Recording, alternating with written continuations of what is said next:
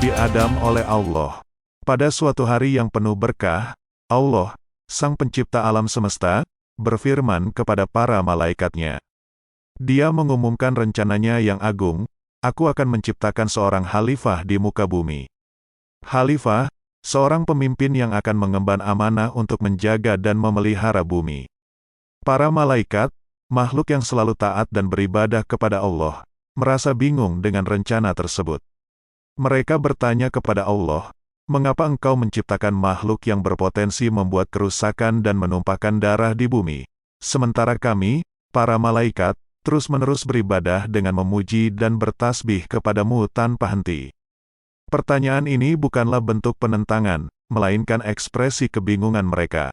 Namun, Allah, yang Maha Mengetahui segala sesuatu, menjawab pertanyaan mereka dengan bijaksana.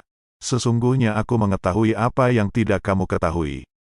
Jawaban ini menunjukkan bahwa Allah memiliki hikmah dan pengetahuan yang jauh melampaui pemahaman para malaikat. Dia mengetahui bahwa di balik potensi kerusakan dan kekacauan, manusia juga memiliki potensi untuk kebaikan, keadilan, dan kemajuan. Allah mengetahui bahwa di antara manusia akan ada mereka yang berbuat baik, beriman, dan beramal saleh.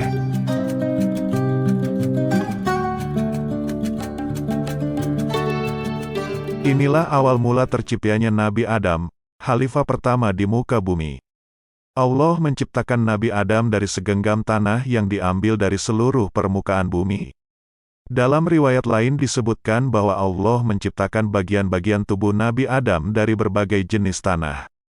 Kepalanya diciptakan dari tanah Baitul Maqdis, wajahnya dari tanah surga, kedua telinganya dari tanah Bukit Tursina, dan keningnya dari tanah Irak. Giginya diciptakan dari tanah Sumur Kausar, tangan kanannya dan jari-jarinya dari tanah Ka'bah, dan tangan kirinya serta jari-jarinya dari Persia. Baik kaki maupun betisnya berasal dari tanah India, tulangnya dari tanah pegunungan, auratnya dari tanah Babilonia, punggungnya dari tanah Irak, perutnya dari tanah Khurasan, sekarang daerah sekitar Iran. Hatinya dari tanah surga, lidahnya dari tanah Taif, dan kedua matanya dari tanah Sumur Haud. Nabi Adam sebagai manusia dan khalifah pertama di bumi dianugerahi ilmu pengetahuan yang luas oleh Allah. Ilmu tersebut bukanlah ilmu biasa, melainkan ilmu yang menjadi mukjizat bagi Nabi Adam. Mukjizat ini menunjukkan keistimewaan dan kedudukan Nabi Adam di antara makhluk lainnya. Dalam Al-Quran, Tuhan bersabda bahwa Dia mengajari Adam semua nama, termasuk di dalamnya pengetahuan tentang alam semesta, tentang makhluk-makhluk yang ada di dalamnya, dan tentang hukum-hukum yang mengatur alam semesta. Pengetahuan ini memungkinkan Nabi Adam untuk memahami dunia di sekitarnya dan menjalankan tugasnya sebagai khalifah dengan baik.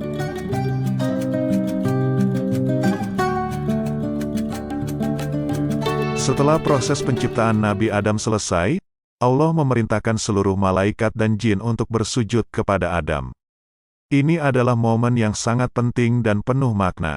Sujud yang dimaksud di sini bukanlah sujud ibadah, karena ibadah hanya boleh ditujukan kepada Allah.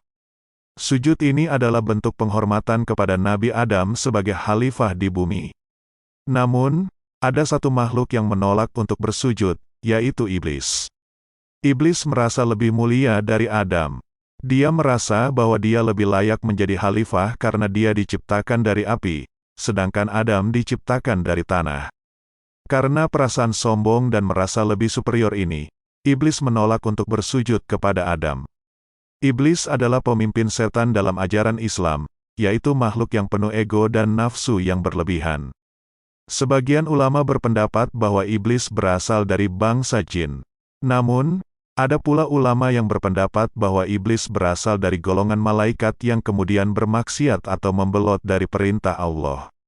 Allah sangat tidak menyukai sikap sombong dan menentang perintahnya. Akibat perbuatannya, iblis diusir dari surga dan dilaknat sampai hari kiamat. Iblis kemudian menjadi musuh bagi manusia. Dia berjanji akan selalu menggoda dan menyesatkan manusia agar jauh dari jalan Allah.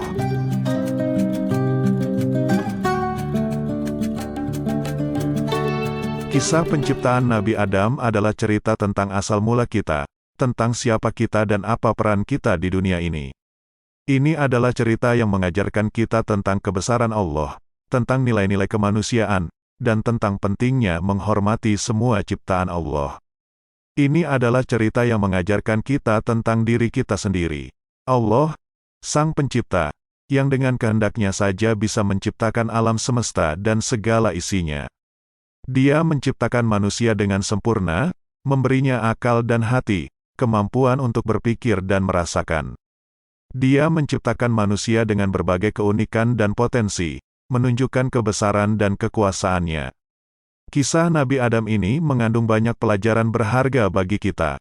Nabi Adam, meskipun diberikan pengetahuan yang luas dan kedudukan yang tinggi, tetap tunduk dan taat kepada Allah. Dia mengakui bahwa segala pengetahuan dan kekuasaan yang dia miliki berasal dari Allah, dan dia menggunakan semua itu untuk tujuan yang baik, yaitu untuk menjalankan amanah sebagai khalifah di bumi. Kisah ini juga mengajarkan kita tentang pentingnya menghormati makhluk ciptaan Allah. Setiap makhluk, baik manusia, hewan, tumbuhan, atau benda-benda di alam semesta, semuanya adalah ciptaan Allah. Semuanya memiliki hak untuk dihormati dan dilindungi. Sebagai khalifah di bumi, manusia memiliki tanggung jawab untuk menjaga dan merawat semua ciptaan Allah. Demikianlah kisah ini diceritakan, semoga dapat menambah wawasan para pemirsa. Segala kebenaran detail kisah kita kembalikan kepada Allah Tuhan Sang Pemilik kisah kehidupan.